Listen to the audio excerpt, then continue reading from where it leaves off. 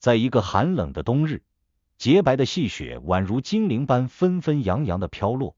轻柔地覆盖了那古朴的青瓦与傲雪绽放的梅枝。整个世界仿佛被一层洁白的纱幔所笼罩，静谧而又美丽。雪熟的窗内，温暖的光晕如梦幻般弥漫开来，那是屋内炭火散发的柔和光芒。微弱的炭炉轻响，仿佛时光低声诉说着古老的故事。龙夫子身着一袭长袍，气宇轩昂地立于案前，他手中握着一支神奇的成语笔，笔身散发着淡淡的光芒，笔锋处一缕红线如灵动的血脉般缓缓流动，仿佛蕴含着无尽的智慧与故事。龙夫子目光温润，宛如春日里的清泉，声音也如同那潺潺的溪流，清脆而悦耳。今日我便给大家讲一讲楚国的一则旧故事——画蛇添足。说罢，他轻轻一挥笔，凌空泼洒出琉璃般的墨汁，墨汁在空中幻化成一幅幅动态的古画，将众人带入了那悠悠的历史长河。在这浩渺的历史长河里，无数经典故事就像夜空中璀璨的星辰，各自散发着独特的光芒，熠熠生辉。它们犹如一把把珍贵的智慧钥匙，为后人打开了认识世界、洞悉人性的大门。而画蛇添足这一脍炙人口的成语故事，便是其中一颗散发着独特魅力与深刻哲理的明星。它静静地葬于著名典籍《战国策》之中，等待着人们去探寻其中蕴含的奥秘。故事发生在遥远而神秘的楚国，那是一片充满奇幻色彩与独特韵味的土地。楚国有着自己独特的风俗文化，这里的人们热情似火，如同燃烧的火焰一般，好客如宾，对待每一位客人都真诚而友善。他们对祭祀活动极为重视，祭祀在楚国人的生活里，宛如一条无形却坚韧的纽带，紧密地连接住过去、现在与未来。它承载着楚国人对美好生活的向往与期盼。每一次祭祀都是他们向天的神灵表达感恩与祈求的时刻。有一次，一位祭祀的主人为了答谢那些帮忙办事的人，特意精心准备了一壶香醇的美酒。这壶酒仿佛是从岁月深处走来的精灵，当它被摆放在众人面前时，那浓郁诱人的香气如灵动的丝线，悠悠飘散开来，瞬间弥漫了整个空间。在温暖的阳光照耀下，酒液宛如一汪深邃的琥珀，闪烁着迷人的光泽。那光泽仿佛在诉说着它历经的岁月与酿造的故事，引得众人的目光纷纷聚焦在他身上，眼神中满是渴望与期待。然而，难题摆在了大家面前，帮忙办事的人实在太多了。如果这一壶酒大家分住喝，每个人不过只能尝到一小口，就如同在乾河的沙漠中仅得到一滴水，根本无法满足大家对美酒的渴望，更别提尽情享受那醇厚的滋味了。就在众人犯错之际，人群中突然有人灵机一动，兴奋地提议道：咱们来一场画蛇比赛吧，谁最先把蛇画好，这壶美酒就归谁。大家一听，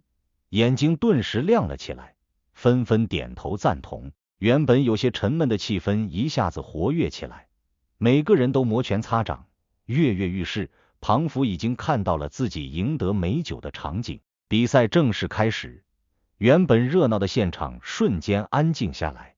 只能听到树枝在地面轻轻划过的沙沙声。每个人都全神贯注地投入到画蛇中，他们的眼神紧紧盯着地面，手中的树枝如灵动的画笔，在地面上飞速舞动，仿佛在与时间赛跑。其中有一人绘画速度超乎常人，只见他手臂灵活摆动，树枝在地面留下一道道流畅的线条，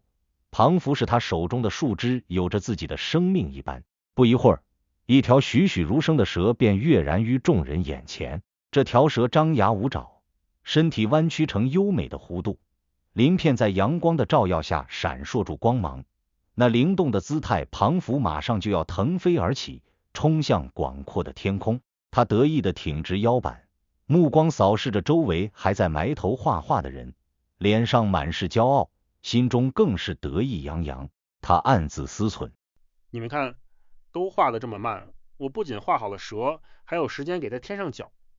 到时候我的蛇独一无二，更加厉害，这壶酒非我莫属。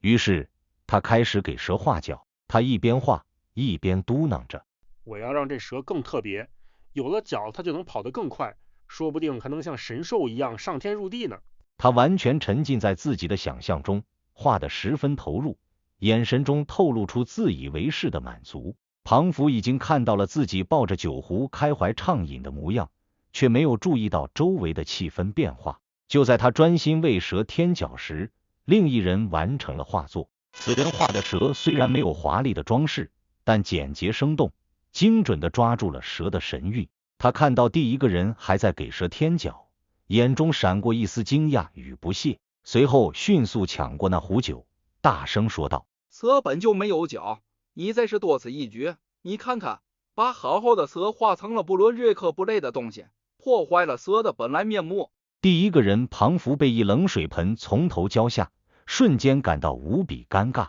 他的骄傲与得意瞬间消失得无影无踪，呆呆地看住自己画的长了脚的蛇，又看看别人手中的酒壶，心中满是后悔，气得直跺脚。可一切都已经无法挽回。回到学塾内，个性活泼好动的侯学生看到这一幕，忍不住拍桌大笑：哈哈，这么傻呀，蛇怎么会有脚呢？蛇学生则盘坐在书堆之中，表情冷静，冷眼说道：正因蛇没有脚，它才是蛇，多画一笔就失去了它的本质。画蛇添足这个成语便从这个充满戏剧性的故事中流传了下来。他形象生动地比喻那些做多余之事的人，本来已经把事情做得十分完美，却因为想要表现得更好，或是出于虚荣自负，做出了不必要的举动，结果把事情搞砸了。就像故事中那个画蛇添足的人，不但失去了美酒，还沦为了众人的笑柄。在我们的日常生活中，画蛇添足的情况其实并不少见。例如在写文章时，有些作者已经将观点表达得清晰明了，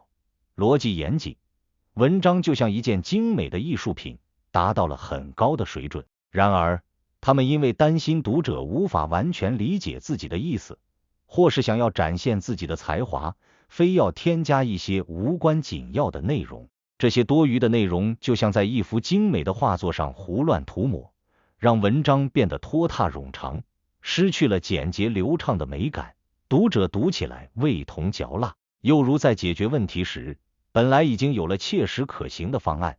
就像一把精准的钥匙能够轻易打开问题的锁，但有些人过度追求完美，不断修改方案，添加一些不必要的步骤，他们就像在一座稳固的大厦上添加无用的装饰，导致问题变得更加复杂，思路变得混乱，最终无法解决问题，让简单的事情变得棘手。这个故事就像一盏明灯，在我们前进的道路上时时提醒着我们，做任何事情都要懂得适可而止。我们要清楚事情做到何种程度便已经足够，学习在完美与适度之间找到平衡，不要因为一时的虚荣或自负而做出多余的举动，否则就可能像画蛇添足的人一样，不仅得不到自己想要的东西，还会得不偿失。在行动之前，我们一定要冷静思考，谨慎权衡利弊，避免因为不必要的举动造成失误，留下遗憾。